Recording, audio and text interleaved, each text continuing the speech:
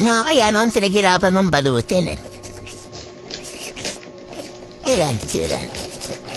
Sirain mo na. Ano? Uta, ano to? Combo? Nagawag ba to? Sign. Ha, dami na framper eh.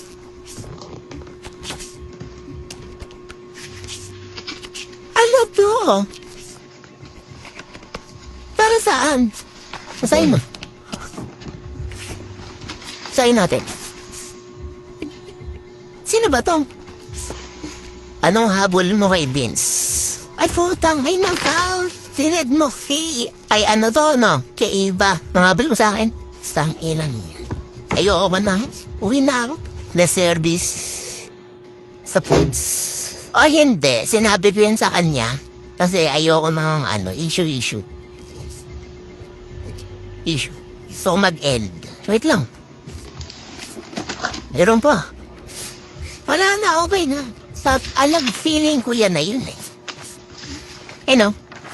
Nasaan Saturday pa lang. Nung bago pa kayo mag-swimming ng boyfriend mo. Sabi na eh sila. Kaya, wala na ayoko. Date araw-araw sa BF. Ayoko na. Time ko ngayon. Alam ko lang ganyan yan, nararamdaman ko na eh. Dapat sinabi mo na lang, hindi mo na pinirens. Di ko na alam. Sagli, kaya pala nagbe-video ka. Pati kanina. For what? Ano yun? For what photo? And... bago mo to purpose eh. Bakit ginadalo? Yung nga, okay na eh. Ba't ginado mo nga ako? Hindi kita kinado eh. Hindi mo kinado. Sumulat sa pool? Sabi mo sa akin, wala kang jowa. Diba? So, ba't ka nag-BB? Tapos wala kang... Anong worth mo? Anong purpose mo? Ano worth mo? Ano ang purpose mo dyan sa video na yan? May ibang purpose? Ano nga? Para saan? Gusto kong malaman na rin ang BF mo. Para nga saan? Bakit? Gusto malaman ng BF mo? Sa akin, alam mo, wala na sa akin. Okay na. Kita mo, di ako galit. Dahil gusto ko tawagan mo yung BF mo, man. Ayaw nga, isang. Ayaw mo. Kasi po, alam mo kasi pwede mo akong kausapin about yan. Oh, ba't dito mag-usap to? Ba't yung mapibidyo kasi mo? Ato.